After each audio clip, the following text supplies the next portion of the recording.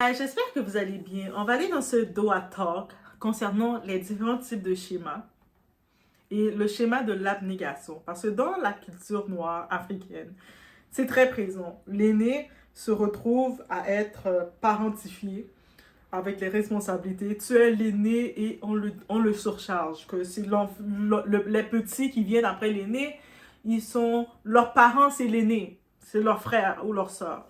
Et on va parler de ça, qu'est-ce que ça crée, ok? Donc, on va parler de ce schéma, parce que c'est un schéma qu'on retrouve très souvent chez les hommes, surtout celles qui ont grandi dans des contextes familiaux exigeants émotionnellement. Le schéma de l'abnégation, c'est ce comportement qui nous pousse à nous oublier pour les autres, à tout donner sans jamais recevoir, à penser que se sacrifier est une preuve d'amour, alors qu'en réalité, c'est souvent une blessure d'enfance déguisée en bonté. Où ce qu'on te mettait des responsabilités, c'est toi le plus grand, tu dois faire, et puis là, tu grandis, tu te prends toujours en charge de te sacrifier pour les autres, mais en fin de compte, tu n'es jamais bien. On va, on va parler de ce sujet, guys. On y va.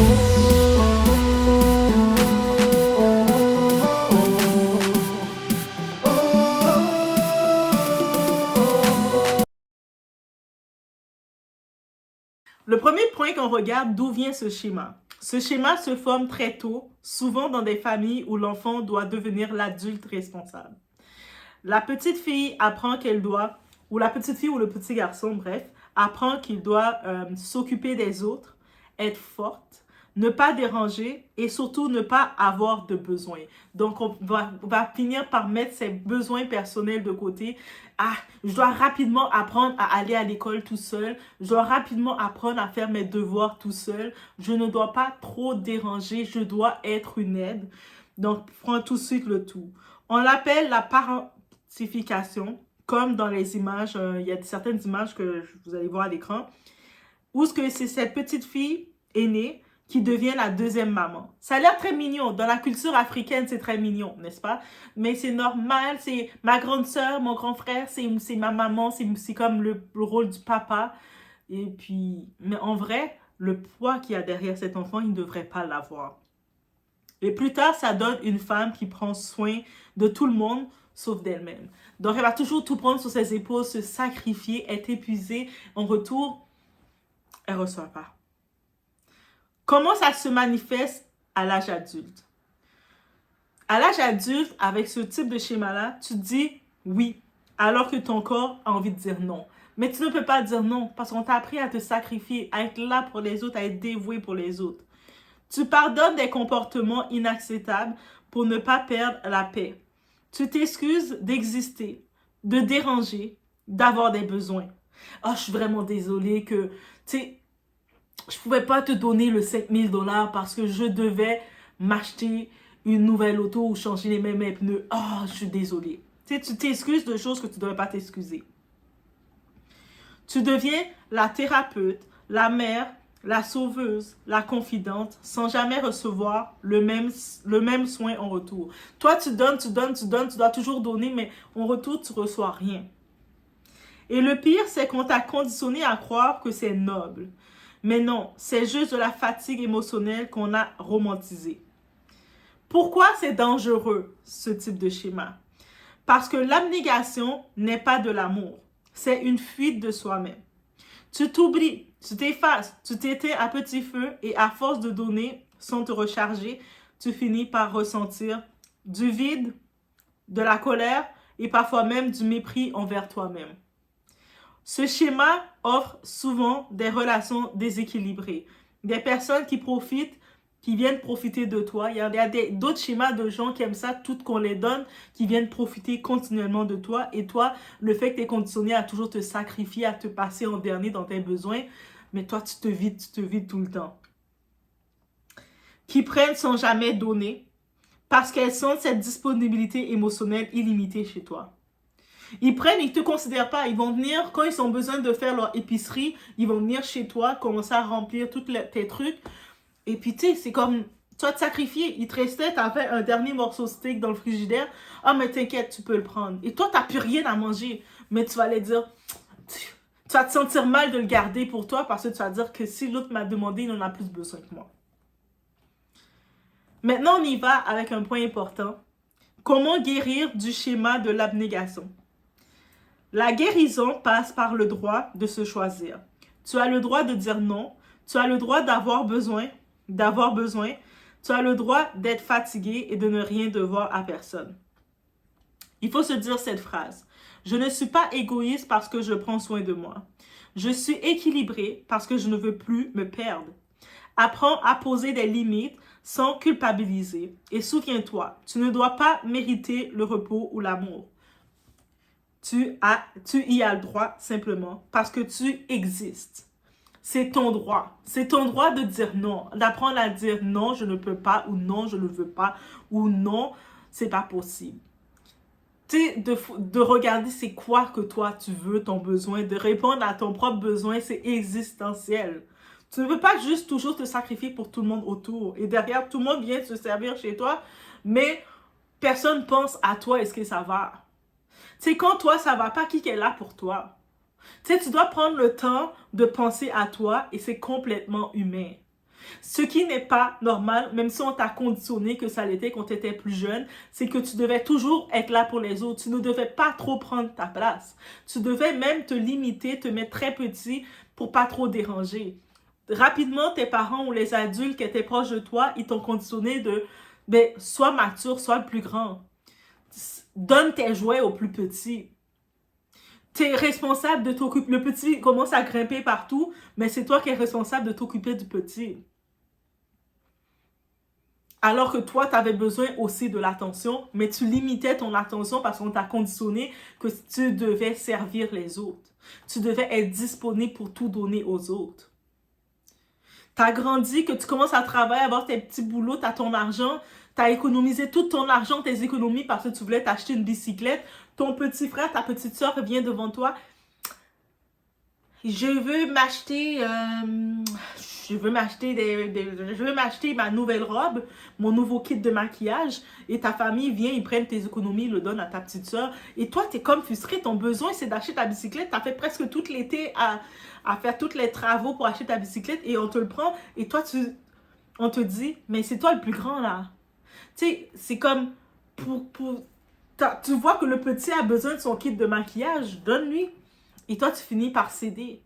Donc, tu prives, à force de te priver, ça devient une nature chez toi d'accepter le tout. Et souvent, tu vas tomber sur un partenaire ou une partenaire qui va avoir cette nature chez toi de toujours être là au service des gens.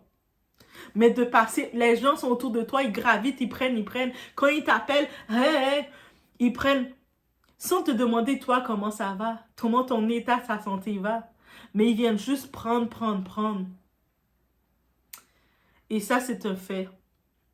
Donc, je tenais à parler de ce schéma. Il y a les schémas de Turner, il y en a près de 18. Peut-être de temps en temps, je vais faire différentes vidéos pour parler des différents types de schémas.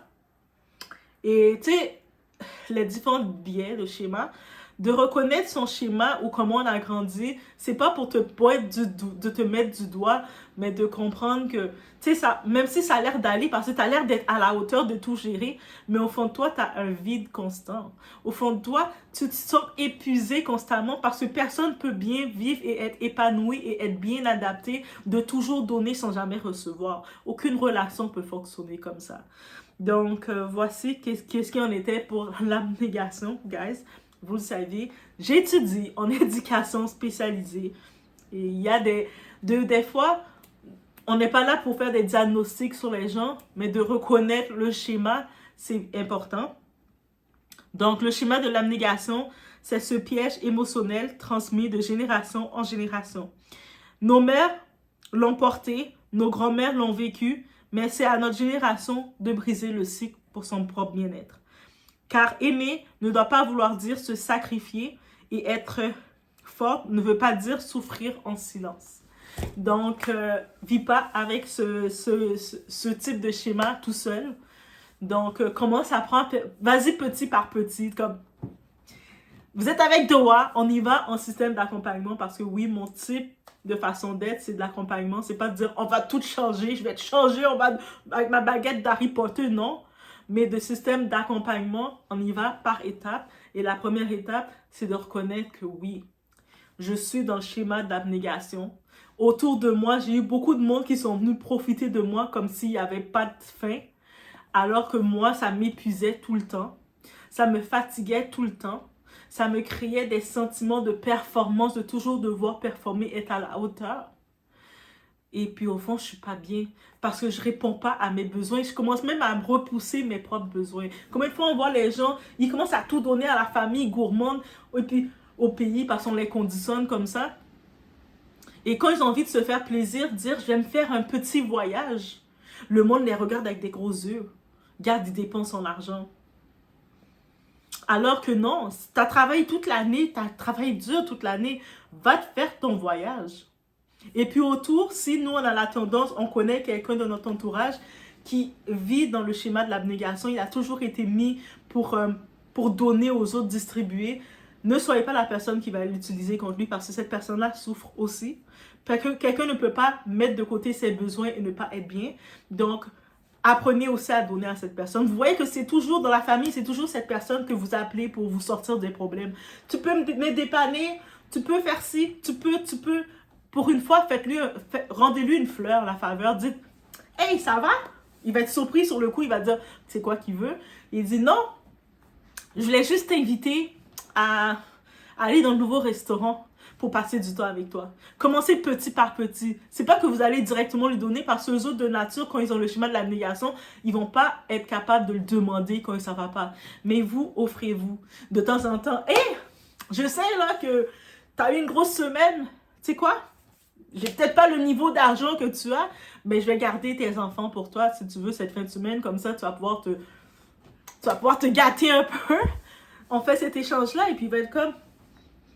Hein? Il y a quelqu'un qui est là pour moi. Peut-être elle n'est pas le même niveau financier que moi, mais elle s'offre de garder mes enfants pour me permettre d'aller m'amuser. Donc, il y a du monde aussi qui peuvent se donner, qui peuvent me donner aussi pour me permettre de répondre à mes autres besoins. Soyez ça. On peut ensemble faire le changement selon les différents biais. Laissez-moi savoir ce que vous en pensez. Si dans les commentaires, vous avez des témoignages concernant peut-être que vous avez grandi dans un foyer et vous étiez l'aîné. Moi, j'étais la cadette. Mais si vous avez été l'aîné et comme vous, dans l'hiérarchie de votre famille, vous êtes retrouvé à celui qui était parentifié, celui qui a dû se sacrifier pour sa famille, je peux pas dire que je vous comprends, que je l'ai vécu, mais je peux vous dire que je comprends que votre schéma existe et que ça doit changer. Parce que vous devez penser aussi à vos besoins. Je ne dis pas d'être égoïste de votre nature, changer votre nature, mais pensez aussi à votre besoin. De temps en temps, il faut penser à vous faire plaisir. Faites-vous 2-3 voyages par année s'il faut, même si ça va faire de l'argent au moins pour donner aux autres, pour remplir les attentes des autres. Remplissez vos besoins à vous aussi. Faites-vous plaisir. C'est ça le conseil que je pourrais vous dire face à ce schéma. Laissez-moi savoir, vous, si vous avez des astuces aussi pour ce type de schéma. Ensemble, qu'on est conscient des différentes réalités, on peut faire une différence. Une étape à la fois, guys. On se retrouve au prochain. Le même songe dans quelle dimension me sorti, dans quel niveau me sorti. Me dis bon Dieu merci. Parce que me sorti très loin oui pour m'arriver là. De m'a regarder passer moun qui était dans entourage moi. Moun qui était qu'on a fait style sous moi longtemps et puis m'a regarder moi même konya, me dis bon Dieu merci parce que li fait pile route ensemble avec moi. Et yon nan bagay que la vie a vinn montrer m'tou, c'est pas jamais gen gros cœur pour faire moun, pas jamais aigri pour faire moun, pas jamais te kon frustré pour faire moun. Ça veut dire les m'a regarder m konya, moun qui t'a parlé mal, les ba yo pas bon pour moi. La bon Dieu fait route ensemble avec moi, mais moi toujours été dans même niveau. Ça veut dire yo style cap continuer parler mal pendant bon Dieu a fait route ensemble avec moi. Et ça fait parfois pour souffrir faut garder pas. Et yon nan raison fait pas jamais faire moun explication leur parler mal de moi. Comme ça fait pas jamais faire explication. Moi dit comme ça que parfois parler mal soit penser que pas bon dans moi tout autant parler mal de lui m'a corriger ba la kay moi m'a modifier ba la kay moi m'a changer un paquet bonne ba la kay moi ça veut dire m'a perfectionner tête moi ça veut dire tant pour me faire explication moi utiliser pour perfectionner tête pam. Ça veut dire m'pa jamais vinn faire explication chérie, m'pa état pour ça. Et maintenant pour bon Dieu faire plus tout ensemble avec moi pour me aider moun qui n'a besoin parce que moi connais les moun qui n'a besoin parce que m'étais là dans le tout. Ça pas veut dire que m'pas toujours dans besoin non, il y a quelques bagages qui me besoin beaucoup gagner yo. Mais moi gen quelques petits bagages si m'tande yo m'a connait douleur parce que m'passe là dans passer dans route là déjà. Nous pas fait tout bon, c'est effort n'a fait. Depuis à faire effort, qu'a fait effort l'autre moun nous fait. OK? Continuez prier.